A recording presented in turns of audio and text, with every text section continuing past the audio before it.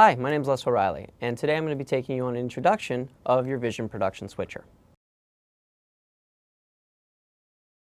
Our Vision Production Switcher. Let's take a walk around. A Vision Production Switcher, in this case, has two Emily effects buses. You have Emily 2, or your program Emily, and Emily 1. Emily's and mix effects are interchangeable terms, by the way, so you can do that either way. An ME is very simple. You have a preset bus, a program bus, and a key delegation bus. Your preset and program bus work together. So if I want to change from camera 1, which is currently on air, to camera 2, I'd select camera 2, and then be able to cut it hitting the cut button. My transition area will also allow me to transition key layers, which we'll cover in a moment. The key delegation is what allows me to pick what goes into each of my keyer sources. So by hitting the select button, I can toggle between my keyers, or I can simply select the keyer and the bus is delegating, allowing me to assign whatever source I'd like into that keyer. Okay, so source selection is how we assign what we want to what layer. And the way to think about it is the keyers have a priority. So when I look at that priority, key 1 is the bottom layer, key 2 is a layer on top, key 3, key 4. And those layers all sit on top of what would be that program or background bus. The purpose of another Emily row is so that I can set up an effect, like a 2-box or a chroma key or some element, and then put that through Emily 2 underneath as that background, allowing me to then layer other things on top of it, such as graphics and chroma keys and other elements. Your transition area is how you change what's on air to what's not on air. In this case, by just selecting a background, I'm just going to switch between camera 2 and what's currently on air. This is how I'm going to perform the transition. It could be a dissolve, a wipe, even a DVE transition, allowing such effects as simple pattern wipes or even simple DVE wipes. So when I want to include a graphic layer, for example, maybe something like my CG, by selecting background and the keyer, in this case, key layer 3, now when I perform the transition, I would get that camera plus whatever source was assigned to that key layer. You can also perform a cut or automatically transition, so at the defined rate, and finally, you can manually perform the transition by moving the fader handle. So that's your transition area. The keyer control area is where we assign the type of keying that we want to perform to each of those key layers.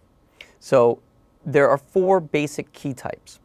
You have an auto select key, which is a linear key, what you see here, where we are taking a graphic that is providing us a video and an alpha source, alpha being a black and white image, and it's cutting a hole and layering in the video that you see. There's also things like a self key. A self key is a key type where, similar, what I want to do is adjust my clip and gain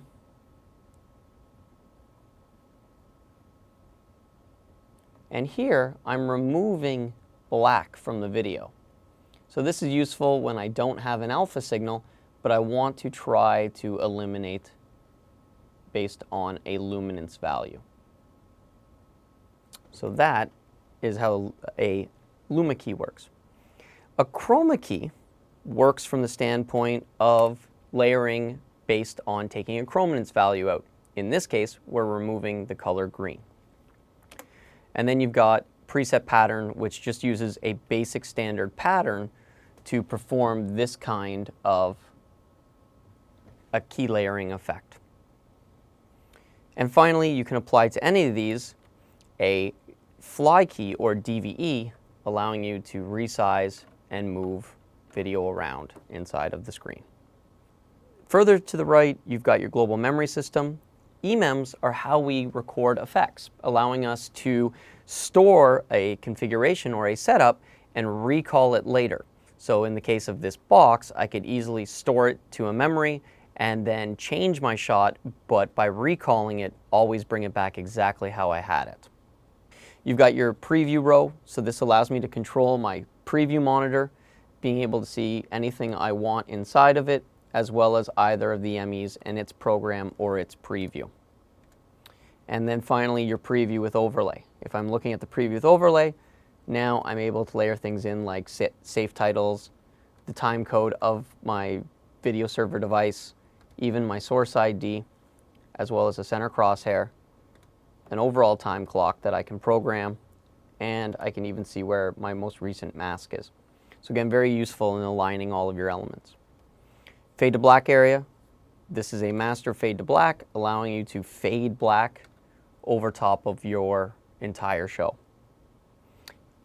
Positioner, which will follow along with the switcher. So if I select something that's currently set to a DVE, it follows along so that I'm moving the DVE. And then you have a duplicate just flipped so that the T-bars don't align with one another for setting up your upstream effects. Aux bus delegation and selection, making it very easy to select your aux buses. These are feeding things like on-set monitors. And then finally, your menu control system, which as well is following along. As I selected that DVE, it follows along, and now I can see where it's positioned. I can change to rotation, I can adjust my crops, and so on and so forth. So that's kind of just the basic layout of the switcher and what we have to do to be able to use it.